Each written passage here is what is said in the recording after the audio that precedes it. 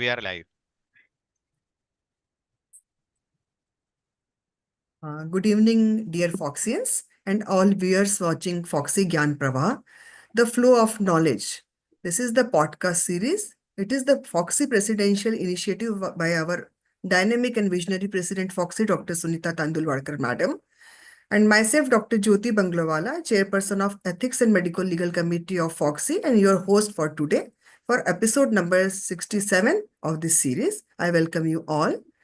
And today, Madam is with a very low connectivity zone. So, Madam, in place of Madam, our dynamic secretary, Joint Secretary Dr. Ashwini Kale has been joined. Welcome, Dr. Ashwini Kale.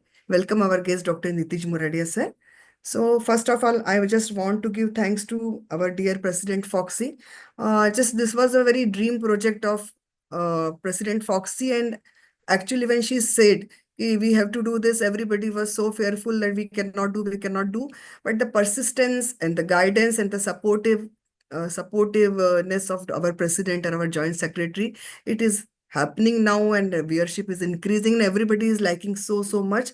So thank you very much, Dr. Sunita Tandulwadkar, Madam, for so supportive and so resilient and so much. Actually, this is a great vision we are having.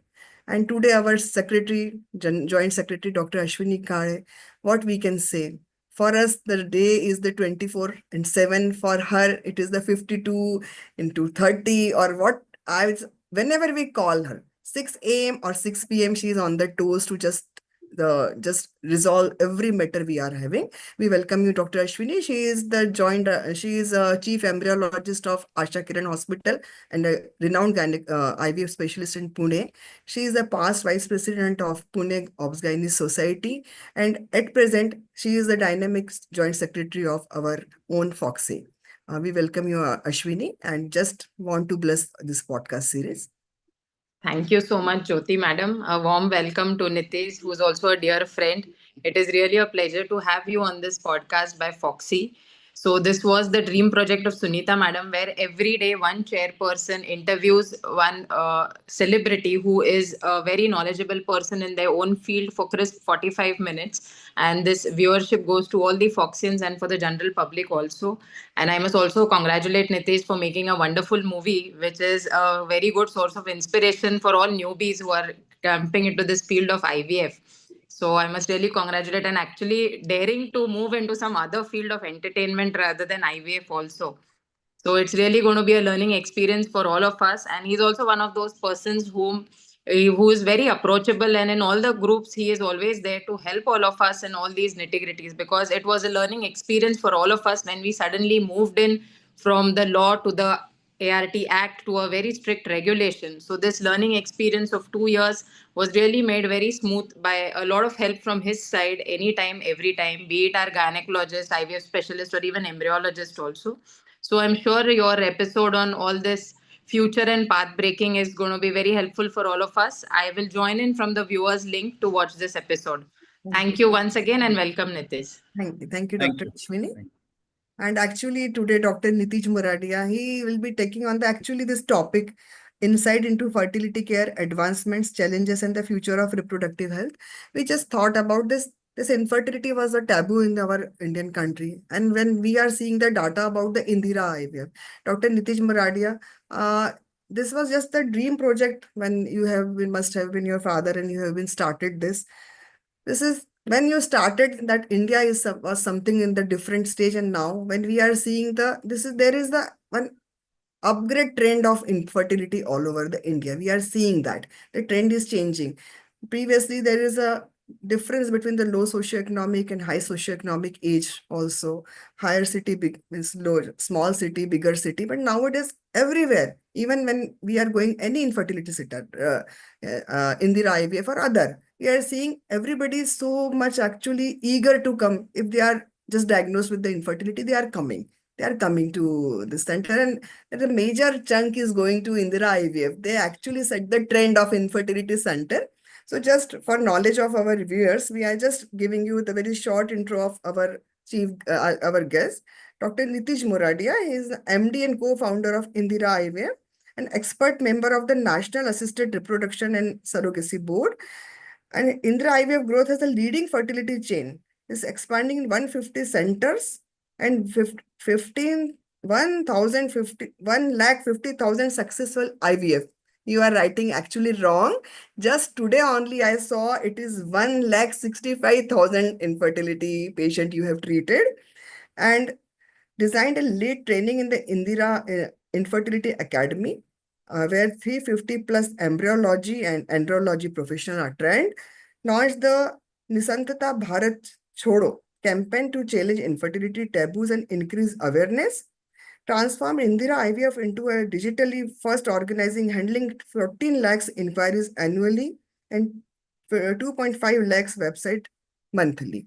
So actually, this is a wide thing you are doing. No other infertility center can even think about it. Even I am residing in Indore, and even our Indore team is doing so many cycles per month. We are just fascinating to see how many cycles you are doing in everywhere. And this actually cities, if we say more than 85 cities you are covering. So just we are just starting with when you started, we are just taking the questions from you at the start, that how this trend is changing in the infertility. So previously when you started this Indira IVF, there are so many common misconception about the infertility, and IVF technologies, everybody was so shy. ये हमको जाना नहीं है infertility के लिए. So can you just elaborate some common misconception which people are having about the infertility treatment part? So, They are ma'am, having infertility, but they are just having the misconception of the infertility treatment. yeah. Thank you very much, Dr. Jyoti ma'am, for having me here. Thank you, Ashwani. Thank you, Dr. Sunita ma'am, who would not join. And a very warm welcome to all the people who have joined the webinar. A very good evening to all of you. I'll talk about maybe a decade of how things have changed. I think infertility was a big taboo in the past, which still is. I'm not saying it has completely gone away, but what I can tell you what we have done, I can share you my experiences. We have always tried to build a platform where people can come and talk about it, be it social media, be it news articles, be it camps where people can come freely discuss about their queries, their questions, their problems, try to understand what are the scientific ways of diagnosis, what are the scientific way of treatment, what are the different options they have. Because if you don't provide that platform, obviously people will ask their relative or their friends, and they will give all kind of advices, right, according to their knowledge, which typically is not right, because they don't have a complete knowledge. And if even if you go on internet, the internet is so much full of data. You have Ayurvedic treatment, you have homeopathic treatment, you have allopathic treatment, you have medicines, you have IVF. Patients just get confused what is really right from me, and every patient is different, every case is different, and they should be treated according to their need and their parameters. So, sir, actually, the fertility treatment, it involved in the so many years. Previously, when some patient is coming to you, he or she, they will never tell to their neighbors or their fellow friends or anyone that they have taken the infertility treatment. That was taboo, just like the skin treatment. वो हम तो अपने आप pregnant हो गए. They will never say. So previously it was so difficult to set up an infertility clinic. So nowadays actually the trend is changing. And what do you predict about the next decade? Nowadays everybody is so happy. हम तो वो वाले doctor के पास गए थे and we have taken the infertility treatment. But previously it was very struggleful thing for you all. So how you manage this basically? So I think, see, if you compare infertility with the heart disease, if someone has got a heart surgery done with any of the doctor, they will obviously kind of promote कि नहीं ऐसा हुआ है तो वहाँ चले जाओ. I also get treated and it's also very good. But when it comes to infertility, they probably a lot of couples, they try to hide it. They don't tell people very openly. But I think the trend has changed in the last 10 years. The couples have been suggesting couples, and we do get a lot of word of mouth patients which are being referred or which have seen other couples getting pregnant and then coming to our center. So I think the trend is changing, but at the end of the day, what we focus and what we concentrate on is building awareness, right? You have to still, I think the treatment is not known to people. There is a lot of taboo in the society. The rural India and the urban India behaves very differently. There is very different specific needs for these kind of patient. For urban population, infertility centers are more approachable. For rural India, like the tier 3, tier 4 cities, it's not very approachable. There are probably no centers. If you look at CSCs, PSCs, they don't even have a facility to do a diagnosis of a fertility patient. Forget about the treatment part. So there are a lot of challenges in India, but I think if all the infertility centers, infertility doctors keep spreading this awareness, keep working as a team to impart knowledge, I think we are going to see a trend change in the next 10 years. Actually, you are the leading brand of infertility in India. Every city we are seeing in the IVF boards. So how it's just now you told us just rural and urban population they are having different approaches and different mindset also for taking the treatment. So how do actually your centers approach them by personalized care? Because the center is just like Indore is having one center or Mumbai is having one center. So in Indore, some rural person is coming. Is there any difference of approaches you are giving? Or some urban patient is coming to you, sir? Is there any difference of approaches you are giving to them? So approach wise is pretty much the same. The only problem and the only difference that I see for a urban population, because we are present in the same city, they can just walk in any of the center and take the treatment. But when it comes to rural, you will have to kind of go to their home, kind of approach, in their city. Let's say Indore, there is some other district which is near Indore. Obviously, these people are reluctant to come to Indore because for them to travel, everything is an expenditure, and to go to a bigger city is again a challenge and a problem, right? But if you see now, everyone is so conversant about using the mobile phone. So if I have all the details, all the specifications, everything understanding on the mobile phone, I think it becomes beautiful. I would like to mention the way these chatbots have been designed now that patients are able to converse in their own language. There's no more English being involved. Like if a patient is from Indore or maybe a small town and he starts typing in Hindi suddenly, the chatbot changes and it starts replying in Hindi. That is the beauty of chatbot. He is able to get all the information in his language. You can build in videos, you can build in text, you can build in a lot of information. And right now, what we are working on is we are building an AI platform where patients can upload his old report, right? It doesn't have to be in a structured way. Just upload whatever reports you have. The AI will classify the reports into the 4 5 parameters, make them know that what can be the probable reason, what are the lifestyle changes that you can do, and what are the different treatment options that you can take. So he doesn't have to even consult a doctor to understand what the problem is. I think this is what the future is. This is what the next decade is. This is how the technology is going to change the way we treat patient, and how the patient gets information. They don't have to visit the hospital. They only visit the hospital to know and to take a treatment, not to get Actually, the information. it is a very intelligent way to take the advantage of all this AI tools and newer tools actually. But sometimes we are seeing so many reels, so many funny videos. Do you think this is also helpful for enhancing the infertility practices, or it is creating awareness, or just it is just to just give a just a media hype, you can say? Because many times we are just seeing so funny videos of the infertility centers. We are just thinking they are making fun of the infertility treatment, or just they are grabbing attention of the people. Because when the people are seeing, just like I am a doctor, but when a non-medical person seeing such reels about the semen analysis or low semen count or the ovum pickup or anything, they are just seeing the funny videos. Don't you think it is actually diluting the work you all are doing in the last decade?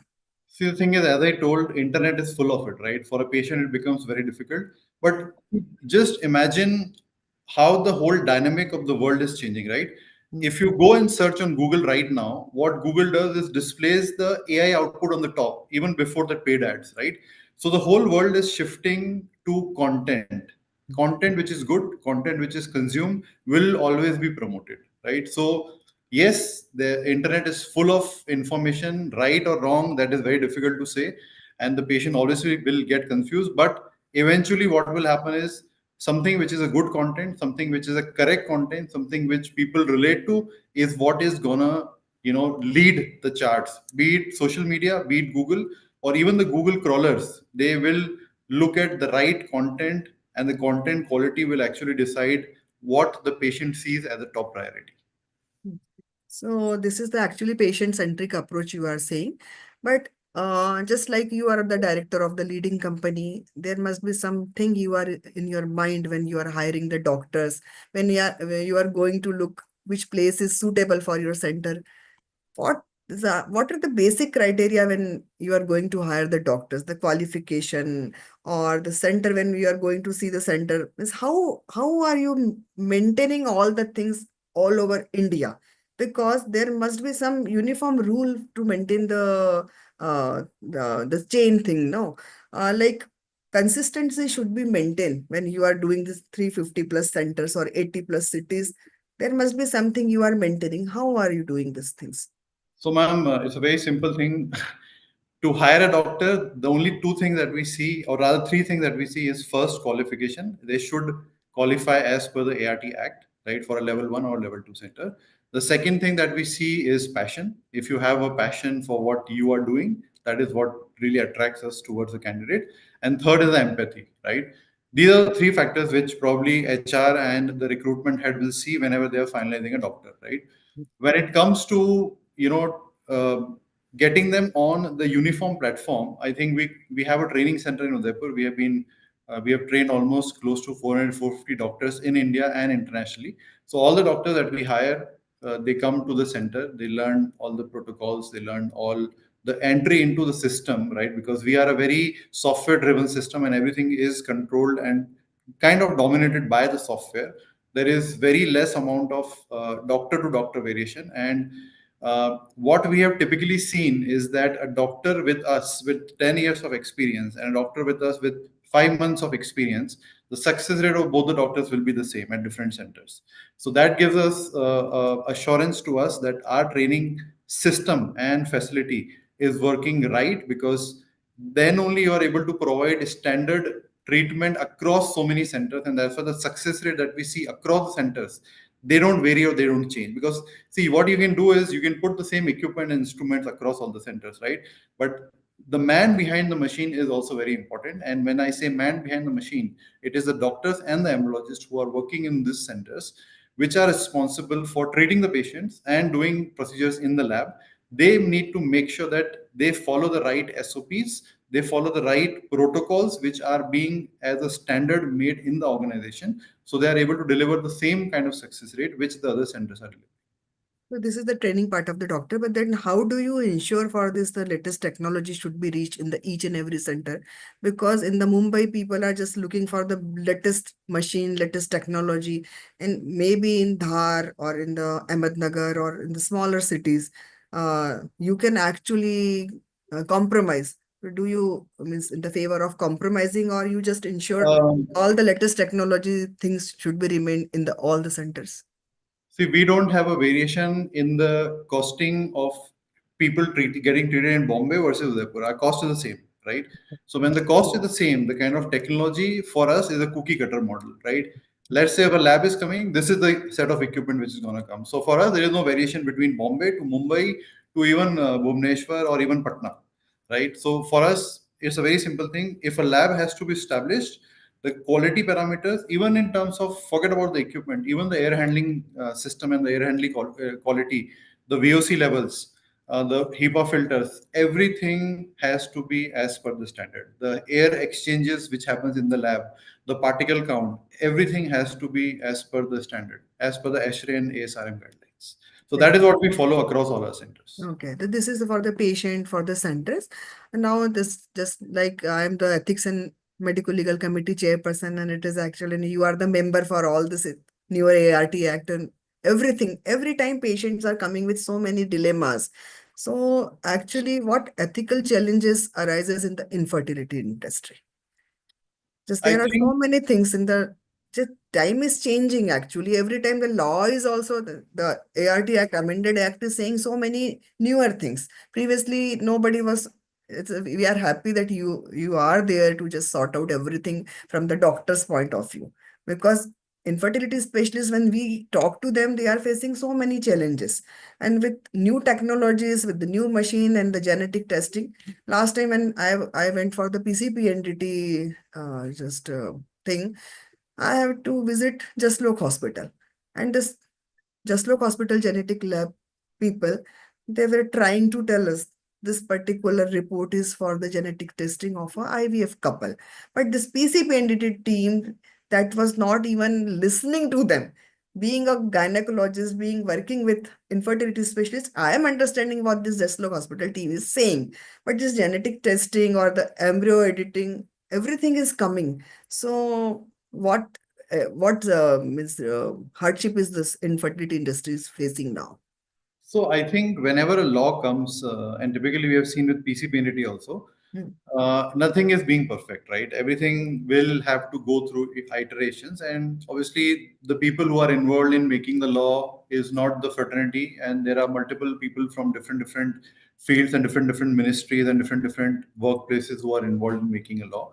I think there have been a lot of changes which have been, coming as far as the law is concerned, and we have been very vocal, in the national board to say, a few things. The first thing that we said in the first meeting was that 7 oocyte of the donor, right? And then you saw a notification coming to retrieve all oocytes, right? And then the second thing that we raised was that affidavit, which was the judicial magistrate, and then people are facing problem that they are feeling, the patients were feeling as if they are criminals sitting in the court and getting the notary done through a judicial measure. So Yes, there have been a so lot the of change. work is done, but everything you are doing for the actually infertility means infertile couple. Actually, it all vanishes when this couple is actually sitting in the courtroom or just going for the affidavit. They are just feeling ये हमारे साथ क्या हो रहा है treatment लेने आए हैं या कोर्ट के चक्कर लगाने के लिए आए Exactly. So that's been gone. It's just a notary, which has become very simpler now. So I think, as the law progresses, and like you said, gene editing and all, this is a very new topic, right? And the whole world, there are no laws still which exist in the world which kind of restrict. There are guidelines. There have been some things which have been going on in US, Europe, India. There is nothing. It's still in the ICMR, and the ART law is not equipped to handle gene editing, right? There is no point in ART law which talks about gene editing thing, right? So I think with all these newer technologies coming in, I feel that the legal part of the governance which comes with this new technologies kindly is very slow compared to the evolving technology. The technology is evolving very fast, and these laws are evolving very slow. But that is how it has to go. Once the technology is established, once it's practical, feasible, and commercial, probably then by the time the legal framework also has to be ready, and it is more of a global challenge than an India challenge, I say, when it comes to gene editing. Actually, previously we are facing problem in the embryo reduction only. When that time we are facing PCP entity and MTP law. When the new things are coming like gene editing or embryo editing, we have to be actually when something is going on in US or UK or New Zealand, it will come faster or sooner or later it will come to India also. So law should be having they should be having the provision for this technology also or for something like this embryo storage or you can say this oocyte storage means there are so many things the multiple pregnancy or there is a actually reduction of the pregnancy so many things. Now, how means there are the ethical aspect also that if you are having multiple pregnancy then you have to just tell about the reduction for this pregnancy. How do we just deal with this ethical aspect? How the patient is coming for the treatment many a times आप multiple pregnancy and this patient came to you for the infertility उसको ये समझाना मुश्किल है कि अब इसको एक रिड्यूस करने का है so this is also having the dilemma in the infertile couple कि पहले तो बच्चा नहीं हो रहा है अब बच्चे हो गए तो अब एक को रिड्यूस करने का है how do you deal this I think this is a very important thing which has come in the law is informed consent, right? So you are informing the patient that this is what we are going to do with it with you, and this is the probable output that is going to come, and let the patient select and let the patient know that this if this happens, then you have route A and route B, right? This was not existing before, and when it comes to informed consent, a lot of doctor when it comes to ethics is a part which the doctor needs to take a lead and inform the patient that this is the kind of treatment, this is the kind of output which is possible, and these are the solutions, these are the option A and option B and option C, right? And let the patient select. We have to be transparent with the patient at the end of the day, and the law kind of is in the favor of this. When there is a grievance committee, there's the informed consent, you have to give a discharge summary to the patient. So law is making everything more transparent. The ethical part is something which the doctor needs to take care, and that is why there is a psychological counselor also, which is the requirement of the law. So when it comes to law, I think they have kind of thought about this thing, that these things are the challenges when it comes to infertility treatment. That is why they have kind of put everything in the law. Now it is we who has to follow it rigorously and make sure that the patient understand everything before they go for a treatment. Actually, ethical consideration, actually, doctor has to be very empathetic. But the medical legal aspect, we have to see just, you said, informed consent and the counseling, continuous counseling about the conceiving or the reduction, everything. There are so many loopholes in the law, new ART Act. They are not saying anything about the unmarried males. They are not saying anything about the transgender. Means they are saying, but they are not pro to the transgender community or the unmarried males. There are so many things. And that just India is growing professionally also. People just they don't want to marry. They just to have a child. Now, un unmarried girl can have a child, but the unmarried male cannot have. There are so many loopholes. What do you think about this? As a member, what your So recommendations? So I think I can tell you the thought process of people why they have done it. If you see the adoption law, males cannot adopt a female child. Hmm. They can adopt a male child, right? But when it comes to IVF, you don't know the sex of the child, right? Hmm. So because you don't know the sex of the child, there can be a possibility when there is a female born, to a single male, Hmm. which is something contrary to the Adoption Act, and that Adoption. is why they kind of restricted that males cannot go for a single males cannot go for a pregnancy, right? Single females can go to, because adoption law has no restriction. When it comes to LGBTQ and live-in couples or transgenders, I think as far as the Indian Constitution is concerned, the marriage between them is not legalized. Though it's not a crime, but it's not legalized. And when the marriage is not legalized, the ART Act only talks about intended infertile couple. So they don't fall under the definition of intended infertile couple. They are not a couple, and that is why it's not there. Uh, will it happen? Will it not happen? I think the parliament has to decide right now, because the Supreme Court in I think 2023 has said that the parliament has to decide if they want to consider this as a legal marriage, which has not been done till now. Right, so it's not a ART issue; it's more of a parliamentary issue. Actually, we are recognizing them with the third gender. Nowadays, they are provided by the third gender card also, like male, female, and third gender. So in near future, they will actually demand the same thing. They are also having right to have a child. So there should be a provision in the law. Why should not they? Yes, I understand this. The gender of the unborn fetus is not known to them, but still there is a actually need of adoption or need of having a child in the transgender couple also. There should be the This is, I think, it's more of a government thought process. policy. Yeah, it's a policy matter, and it's the parliament who has to decide. I mean, we just have to follow what is written in the law. Yes, today only I just read the your freezing, oocyte freezing thing in the trend is changing. Previously, when we infertility couples are coming to us, we are saying, "अच्छा तुम्हारा तो सब गड़बड़ चल रहा है, थोड़ा freeze कर लो, जब तक treatment चलेगा." Nowadays, the unmarried girls are coming to you, just saying, "मुझे तो ये हो रहा है." So what means? What are the criteria for this oocyte freezing? It means what do you think about this? Because just today only I read age group. The age group is also decreasing. The upward trend of infertility, but downward trend of the oocyte freezing. Younger girls are coming to us for the oocyte freezing. So the medical legal aspect and ethical aspect of this oocyte freezing, just for our viewers. Yeah, so I think when it comes to Act, I think Act does not have any restriction when it comes to the age of the oocyte freezing. The restriction is only when you are using the ART to conceive, right? Which is for a female between 20 and 50.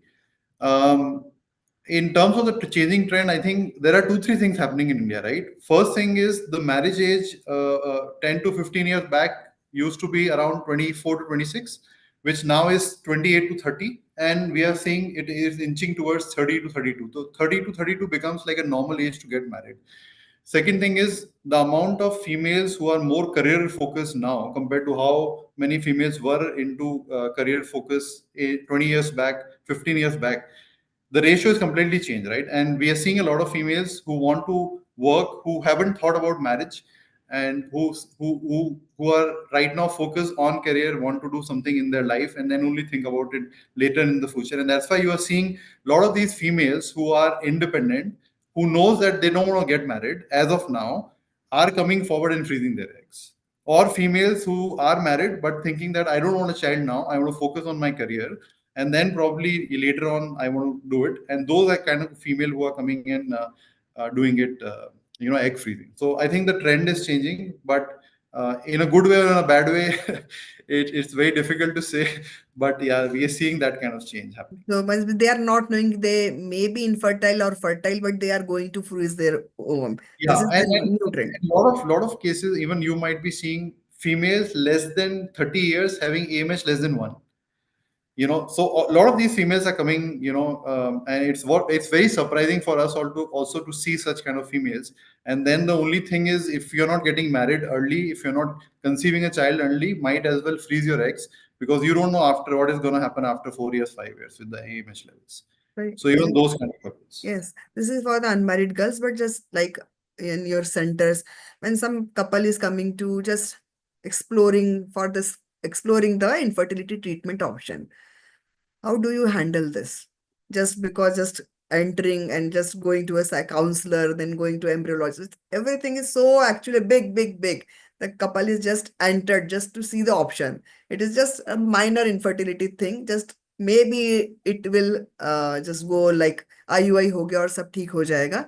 But the couple is coming and so overwhelmed by seeing and भाग जाते हैं बहुत बार. तो अब हम 4 साल बाद आएंगे. And after 4 years when जब वो आते हैं तो एंड देन यू से कि अब तो बहुत देर हो गई है, पहले आते थे तो ऐसा होता था, आपका एमएच इतना हो गया, सीमेन अब बहुत बैड क्वालिटी हो गया.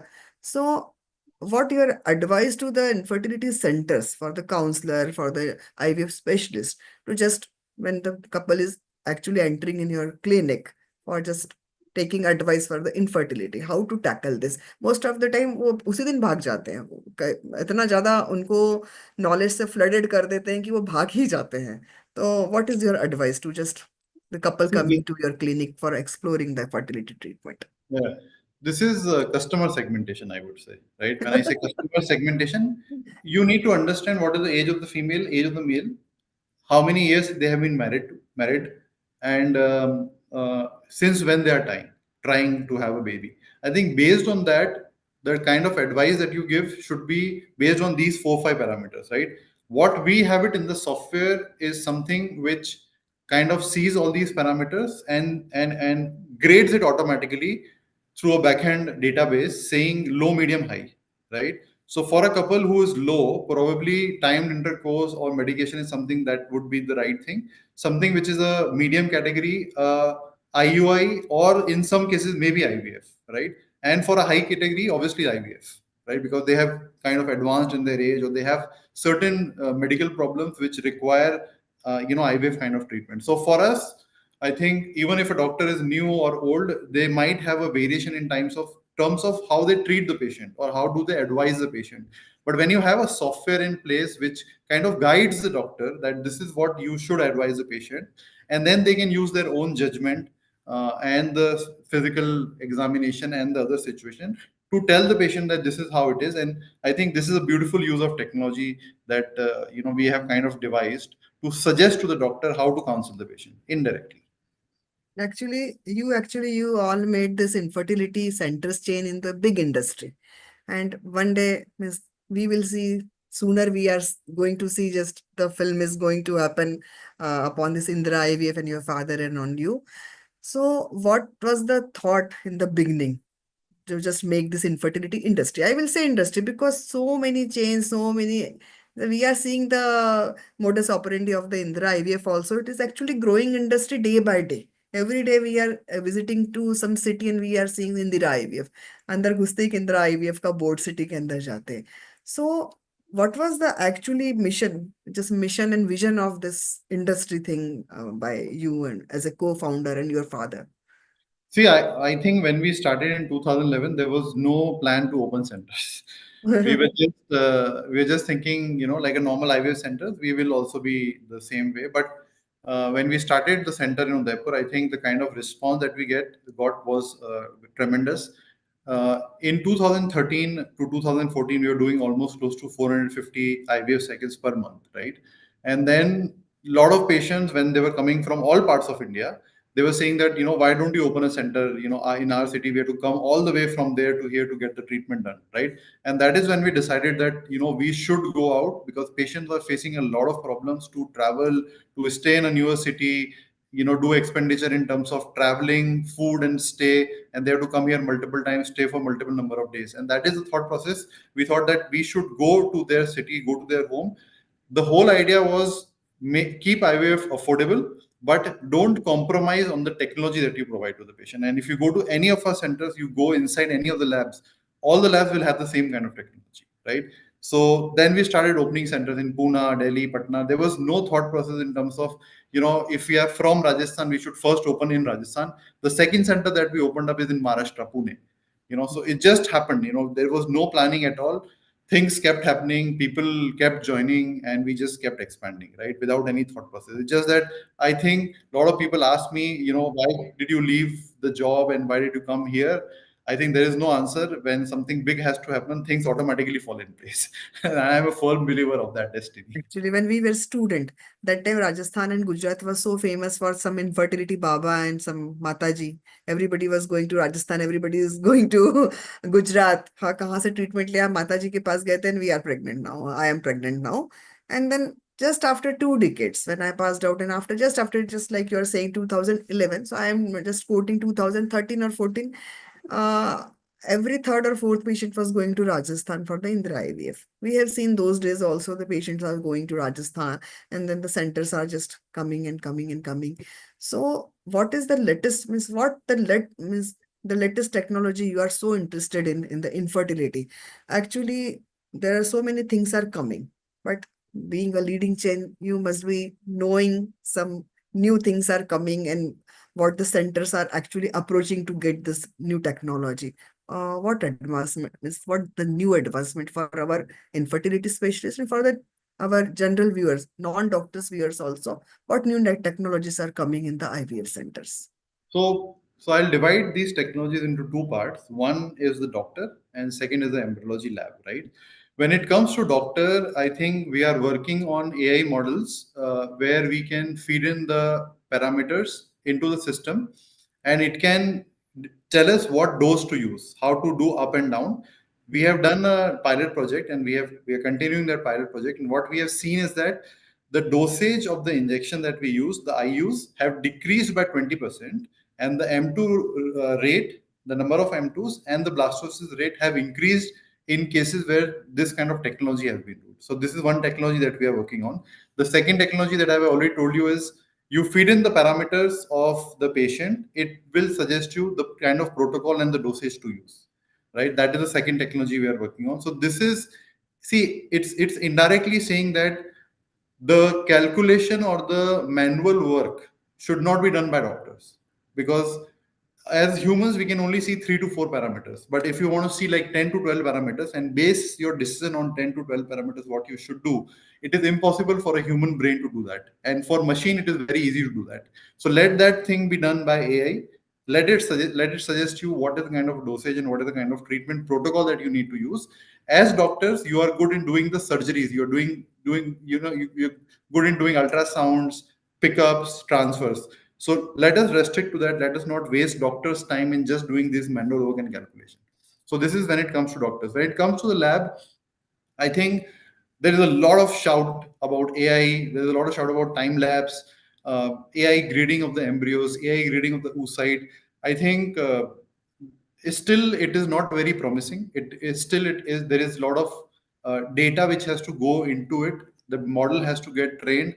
We are not seeing very good results and outcome when it comes to AI selecting the embryos, because typically what we have seen is that what embryo the AI selects and what embryo the embryologist selects, there's a huge difference between these two embryos. And if you give a report to a patient AI and the embryologists have transferred some embryos which is maybe third or fourth, the patient will always be confused in saying that why have you given me this report when the AI is saying these two are better and the embryologist has not transferred these two embryos and he has transferred the embryos. So this is something which has to evolve with time. And I think one big thing which is happening, and this is reality now, is machines replacing embryologists in the lab. And this is there's already experiment. I mean, not experiment, but a full setup is installed in Mexico in one of the IVF lab. There is a company who has done this. They have made robots which are actually working in the lab in Mexico, and they are giving the results. And I think with this technology, maybe in the next 3 to 5 years, this technology will spread across the world, and it will replace embryologists with that. And I think again, embryologists should be more focused into seeing what is the outcome, what are the parameters which needs to be changed, what are the suggestions which needs to be given back to the clinicians. Right now, the embryologists are so much busy in the manual work. The whole day they are busy in working inside the microscope. They don't see the bigger picture, right? With these machines coming in, I think the manual work will be done by these machines, and embryologists will get more time to make sure that the quality control in the lab, the feedback going to the clinicians, and the overall system working for the ART is maintained to the right thing. So I think this is a very big thing. The second big thing which I see is, still there has to be a lot of effort which needs to be put into how a sperm selection is done. There have been a lot of devices which has come, microfluid, this, that, but I feel still there is some lacking into it. There is a lot of, data which has to flow in. There has to be a bigger research which needs to be done to prove that this is work or this does not work, or how do we select the right sperm when we are doing the ICSI, right? And it has to be live. You cannot, use a microfluid and then just say that all these sperm have a lower DNA, and that's why there is a high expectancy of forming a normal embryo. Rather, while doing the ICSI, it should select it, and which the robot does in that platform that I'm talking about. So this is overall the way embryology is evolving. Embryology is evolving, but still this photograph of one infertile couple after delivery of their first baby put in the internet. We all as a doctor must know about this heart shape, it, all the vials and all the injection. They have counted this and they just made the heart about this and posted on the internet. Still we feel इतने सारे injection लगते हैं, इतना सारा पैसा लगता है. Is there any plan coming for this poor, means low resourceful couples or low financial capability couples? Is there anything you can do or we can do? Because the treatment cost, basically, you cannot cut the cost of the injection, you cannot cut the cost of the machines or the embryologist or your gynecologist or your center.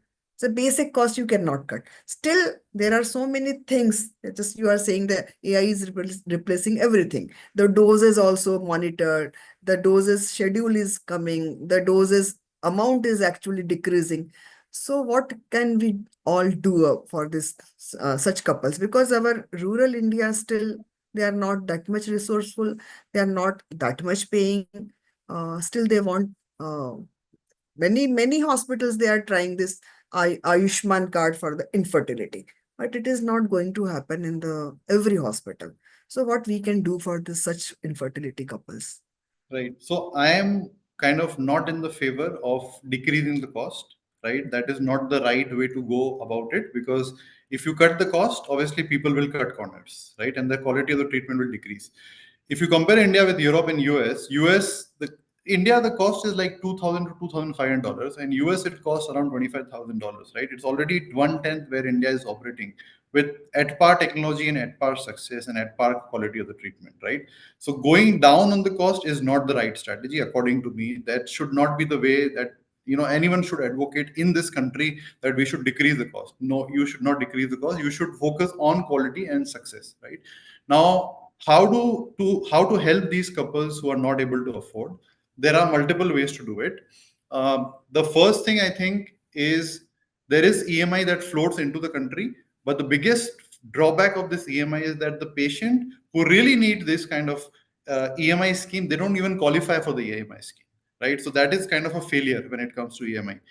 When it comes to insurance, I think the way pregnancy is being covered into insurance, I think the trend is changing for IVF also. A lot of these corporates are, getting this IVF into their corporate insurance plans. And typically, this is what happened with the pregnancy also, that the corporate started taking it into their plan, and then the insurance companies started taking it into the plan. I think with IVF, the next 3 years, I think the whole insurance scenario will change.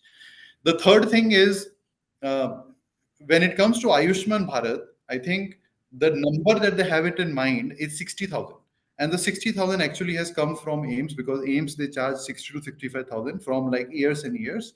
And this is typically the cost of the injection that, is incurred. So as India, we need to think, is this the right price that IVF can be done, or it should be increased? I think it should be increased. And when it comes to Ayushman Bharat or CGHS or SGHS, there has to be the right number so that it becomes financially viable for a clinic also to give the right quality of the treatment to the patient and not cut corners. The third thing is the PPP model. When it comes to public private partnership, again, you keep the pricing structure as proper, correct, so that whoever infertile specialist is working in that government hospital to provide that kind of treatment and facility, they should be able to give it at the right cost. Obviously not make too much money, but at least meet up his cost.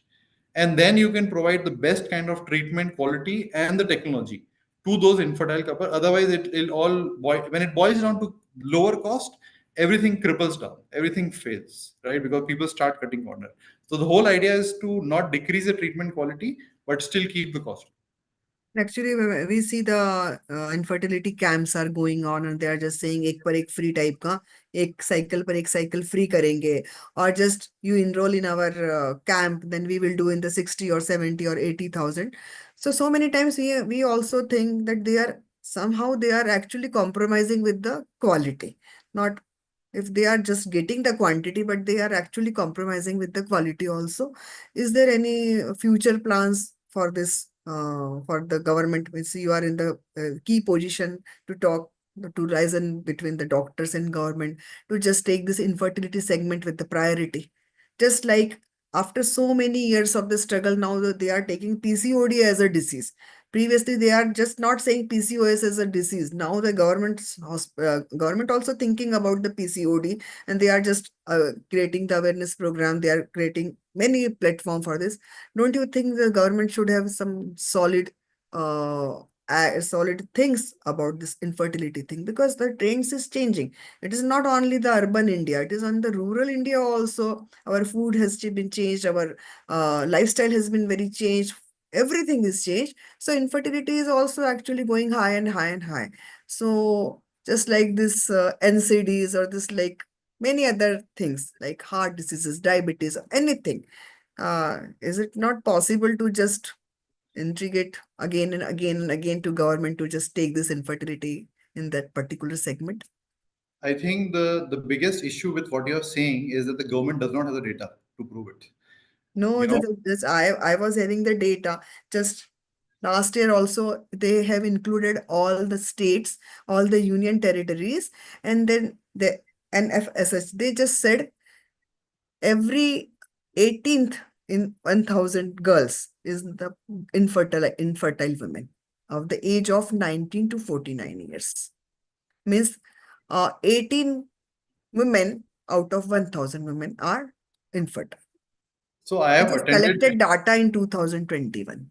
Yeah. So I have attended a conference of WHO where they called people from all across a lot of stakeholders, and the conference was held because there was a report of WHO released where on the India it says no data available when it comes to the percentage of infertile across the globe, right? Yes. And then they started thinking what needs to be done, right? So I think the first and foremost priority is to have a national registry established, which we have already been instrumental in creating that, and it is just into development phase. So once the national registry is established, I think the government will have a lot of data in terms of which state, what is the bigger problem, and then they can devise in policies, and uh, things for these states how to tackle this, like PCOS, as you said, because they know and because they have the data, that's why they are able to take policy decisions. When it comes to infertility, they don't have data for most of the things, and once this national registry gets established and once the data comes in, then the government, see, Punjab can have a lot of PCOD, West Bengal can have a lot of male factor problems because of tobacco, right? So different state might have different problems. So just they have given this data and FHS 5 survey. There's a Yeah. name, the meta-analysis name is, and they have just covered all the 36 states and union territories, and they themselves have given, but the WHO has published this data actually. So it Yeah. is actually so strange to see that they are saying that no data available, because they have published so many papers. There are 5 papers I have just gone through just before interviewing you. I have to just read about. So the age group they have just taken 15 to 49 of years, and they just said every sixth woman is infertile. This, I don't know when this data was released, but I think I attended this WHO conference maybe 2 to 3 years back. Okay. This is the recent data, NFHS study, 5 survey. So this is actually the things are actually happening, and still there we are having so many basic needs to be fulfilled by the just water and roads. But still the infertility is also a problem which should be solved properly by the help of the government. Yeah, So the in the only recent issue that I see that the government has a lot of other bigger health issues, and infertile is the most neglected, I would say. no, just And I the see amount is, I have seen the clip of the trailer of your movie कि ये idea कैसे आया just by seeing one infertile couple when your father just set up the whole business, or you can see industry, or you see the chain of centers. So the maybe the government is thinking the heart disease is more important, or the diabetes are more important, or this polio or anemia, but the infertility is also a very important, you can see, problem or disease or yeah. whatever you can see this. So how do you see the fertility care and reproductive health evolving in next 10 years, 5 to 10 years? I think it has to start from the rural, right? And what we do as a CSR project is, work on reproductive health, right? What we do is we go to these smaller villages, educate people, do a lot of digital media approach to say that what you should do, that you don't require an infertility treatment in future. I think this is something, and we have done a recent meeting with the industry. When I say industry, it is pharma, other IVF centers, and a lot of media and disposable guy, and told them that this is one of the initiatives that you should take, that work on the reproductive health. You know, go to these rural areas, villages, smaller towns, educate people that how can you be more reproductive healthy. And I think by doing this, you automatically generate awareness that people know that if you're facing this problem, there is a scientific way to treat it, and we should approach a gynecologist or an infertility center to do this kind of treatment. So I think it has to start from the ground level, where you educate people about the reproductive health, and when you do this, people will understand the whole aspects of it. Actually, the word reproductive health plus the new word, the reproductive rights, they are trending now. So everybody is talking about the sexual and reproductive right of the women or man. So the trend is changing. And just for last word for our viewers, any ethical or medical legal advice for all our infertility specialists, because no, everyone is not under the big umbrella of a big person like you. There are so many, they are just with the solo clinics, or just small setup clinics of the infertility. Just any word of advice from you?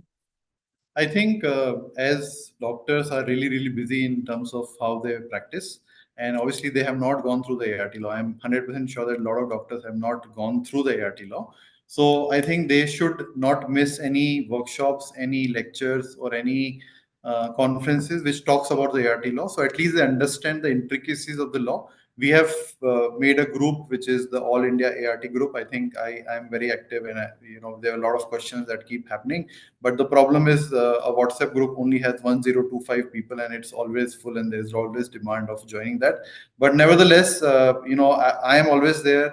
There are a lot of other people who are helping other people to understand the law, but a lot of people try to interpret the law in their own way, and they start going to a level where something is not written in the law, and they will start questioning that also. I think just be very simple in terms of how you read the law and how you interpret the law. What is written in the law is what you need to follow. What is not written in the law, let us not try to interpret in our own way or in our own favor, right? You can reach out to specialists, you can reach out to experts, and there are people who can advise you legally and ethically in terms of what you need to do. when it comes to law. Sometimes they are reading so many things, unnecessary things they are reading and they are interpreting and they are actually doing in the practice. And seeing them, the other person is also doing, then third person is doing, then the fourth person doing. And when then we see, we are saying, ये तो है नहीं ART law में, ये क्यों कर रहे हैं आप? नहीं नहीं ऐसा सब करते हैं मैडम, ऐसा नहीं करेंगे तो हम फंस जाएंगे. So actually the time to time workshops and whatever you means your Facebook page, we are just following everything. There are so many legal and legal actually helping hands all over India through Foxy or through this ISAR. There are so many people who can help them. So, and something personal I want to just ask you. You are on the roller coaster ride, maintaining and managing all the centers all across the India. How do you just think about this for the personal life? You are just seeing, when I was talking to you, I am seeing your family photographs also in a WhatsApp status in the Facebook. So how do just maintain the work-life balance in your own life? I kind of don't believe in the work-life balance because, see, the thing is, when you work and you say that, when I'm working, I'm always working, and when I'm not working, I'm with the family, it's very difficult. People say it on the stage, but they are not able to do it. As far as I am concerned, I will always keep both of them together, right? I will not say that, this is my personal time, this is my this thing. I work on Sundays also. I work at 12 o'clock in the night. I am with the family also. So for me, see, when you are doing a work, I think you should enjoy what you should do. First thing, if you don't enjoy what you should do, you should not do it, right? So if you have a passion for something, there is no point of dividing your work into work and life. The personal life and the professional life. I think both goes hand in hand, and you are passionate about the personal life also, and you're passionate about the professional life also. I think they have to go together and they have to mix it. You can't define the boundaries, and people who have been trying to do it, they struggle a lot. Thank you. And the last thing about your film, though we are seeing nowadays, if किसी के ऊपर film बन गई है, इसका मतलब है वो हीरो है. आपके रहते रहते आपके ऊपर फिल्म बनी है, it is actually good, means very big achievement, because new generation is seeing, अच्छा फिल्म बनी है मतलब ये आदमी बहुत बड़ा आदमी है. So few words about your films, upcoming film. No, I think there was no such idea. It just happened. No It no, just there are some ideas. Many people actually told you sir आप पर film बनना चाहिए. no, no, it's just that we got Vikram Bhattji, and he just said that, I want to make a film on you, and we just liked, his thing. Obviously, the film has a lot of twist because at the end of the day, it's a drama, right? It's inspired by, but it's not No, totally it is not exactly. totally true story. Basically, they have to just sell their film also. Yeah, but the thing is, see, I think the whole infertility industry changed because of Wiki Donor. Wiki Donor brought a lot to the industry, and I think Bollywood is a good platform to change the way people think and normalize the conversations, right? With good news coming in, people now talk about it. Like sperm donor has become a very normal thing, right? And I think 10% of the calls that we receive in the call center is because of sperm donor. Yes, the bad People. news and the good news. These are the two films. The couples are coming. Madam हमारा बच्चा तो नहीं बदल जाएगा ना, वो centre थोड़ा अच्छा बताना, ऑथेंटिक सेंटर बताना, हमारा बच्चा तो नहीं बदलेगा. Yeah, yeah. Films So are having so much influence upon us. yeah. So you should keep doing such work, and if you have the resources to do it, why not? You should. Yes. I mean, it just spreads the awareness in the society. At Yes. least you're doing good to someone. That's what I feel. It's a very, very, very actually lovely and interactive conversation with you. Whenever I actually meet you in the conferences, you are so much different person sitting on the dais and saying so actually serious thing about the ART laws. And just when I was just thinking about your name for this topic, I was just making the question about the laws. I thought, no, no, no, it will be so bore when I ask Nitish sir about these laws, and he will be so serious saying, answering that आधी तो चीजें मुझे खुद को समझ में नहीं आएंगी. So it was so lovely talking to you, Dr. Nitish. Thank you very much for Thank you, coming. Dr. Jyoti, for Yeah. having me, and thank you everyone who's. And we are just looking forward for your film, looking forward to meet you in the ISAR conferences, Foxy conferences, and going to a platform. And from my side and Foxy's side, we are so thankful to you. Thank you and good. Thank you very much, ma'am. Thank you.